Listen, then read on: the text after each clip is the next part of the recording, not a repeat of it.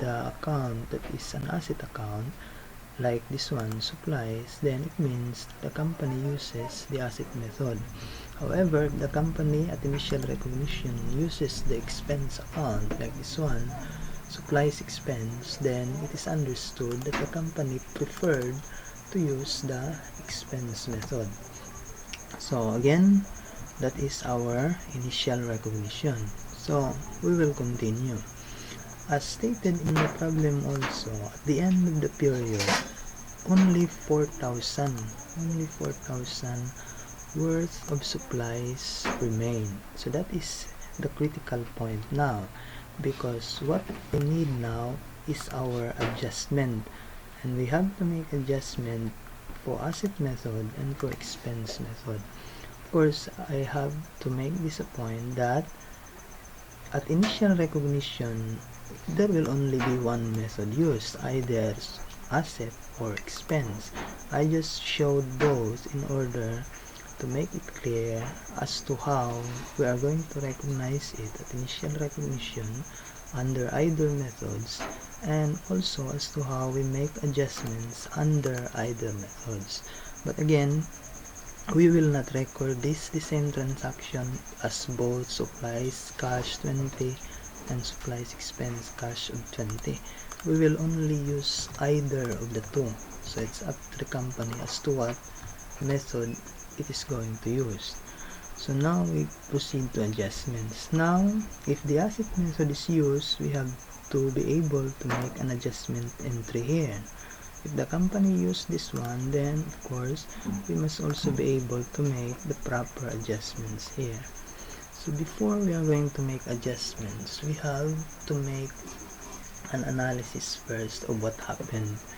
If the company uses the asset method, okay, we go to this part, asset method. What happened is that the company debited supplies of 20. So we will debit supplies 20. Okay, and the credit goes to cash. In our comparison, we do not include cash, because though cash is part of the entry at initial recognition, this cash will not play a part in the adjusting entries. That is why we limit our analysis of transactions to the two accounts, supplies and supplies expense. So what happened? Again, we are here in the asset method. In the asset method, at initial recognition, we recognize 20 debit to supplies. How about the supplies expense? Do we have anything here in the entry? Obviously none. So obviously, the balance of our supplies expense is still at 0. I don't have to write 0 here on the debit of supplies expense, because of course we can leave it blank, there being none as the transaction is concerned. But again, my point is why I presented here 0 is to illustrate clearly the difference as to the effect of the transaction using the asset method and later using the expense method. So again, these are the balances of the two accounts using asset method. Now we go to expense method. Under expense method, the entry is this one, right? And if you look at the entry, the debit goes to supplies expense, 20,000. So now, instead of having an amount for supplies, what we have is 20,000 for supplies expense. This one, debit to supplies expense of 20,000. How about supplies? So what happened is the opposite of the above. We have 0 balance for supplies. So again, look at the effect of the transaction. Using the asset method, we have 20 for supplies and 0 for supplies expense. Using the expense method, we have 0 for supplies and 20,000 for supplies expense. That becomes the initial recognition entry.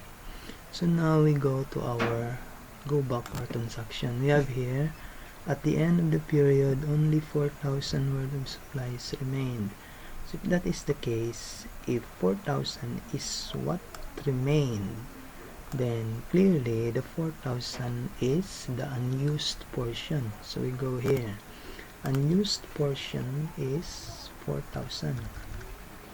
Okay? And of course, if 20 is the total and 4 is unused, then clearly, obviously, it is 16,000 as to the used. Simply 20 minus 4,000. So again, the total of the transaction for supplies is 20. And since stated that 4,000 is unused, then clearly we have 16,000 used. And what does this unused means? The unused obviously is our asset portion, while the used is obviously our expense portion.